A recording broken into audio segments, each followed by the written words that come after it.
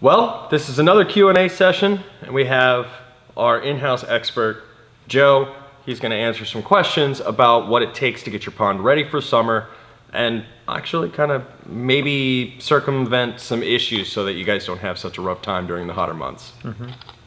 I guess there's an intro there. Q&A with Joe. So, what time of the year do you actually start concerning yourself with the summer months? Now, also, we know some of you guys literally live in a desert. It's probably not your video. But for people in the Northeast and different weather zones, when is summer starting to be a concern? July and for sure August. Would you do any prep work leading up to that? The best approach you can do is try to maintain shade prior to that time. Plants, shade cloths. I know most people can't have plants because you have koi. Most people don't want shade cloths because they're just, obtrusive. Well, let's just take a pause. Why can't you have plants if you have koi? What does that mean? Well, some koi will eat your plants, so uproot all the plants. In big ponds with massive amounts of koi, generally it's hard to have those plants because koi just ravage them. All right. And there are a lot of options for shade, as you said, shade cloth, but also if you're fortunate enough to be building the pond as the first time home buyer or anything like that, you're not inheriting it or anything of that nature, it's not a bad idea to keep it somewhere near a tree where it will get some natural shade as well. True. You are going to get a lot more foliage, some fallout and things like that, definitely more cleanup. So maintaining some shade is fantastic, and that is, what's a really interesting thing I don't think a lot of people know is that fish can actually get sunburn. Shallow ponds, they can. So prior to building a pond, make sure it's deep enough. Yeah, and we have a bunch of videos on how to actually maximize the space you're using and make sure that you're not building a pond that's too shallow that's going to be unhealthy for your fish. Right. But getting back to summer, what are some of the things that the warmer months require for fish care? Well, you need to consider feeding. One, as temperatures increase, we're always going to go by pond temperature. If the water reaches around 80, it's time to consider actually stop feeding or switching to a wheat germ food.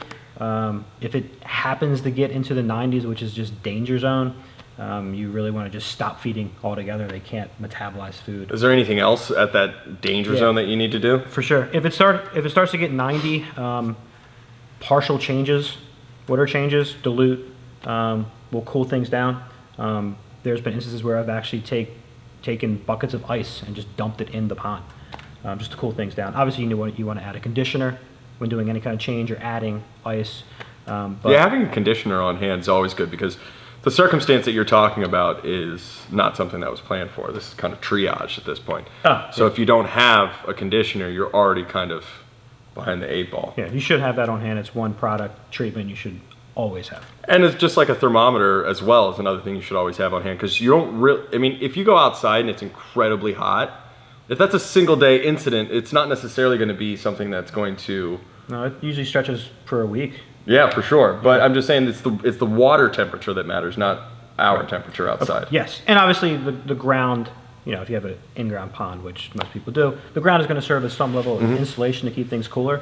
So if it starts getting 90s, which is incredibly hot for incredibly long periods of time, those are some necessary steps you should take. All right. And by all means, those are heat waves. Anytime something like that's coming up, you definitely want to make sure that you double check your supplies. Yeah. And are there any other summertime things that could give you issues?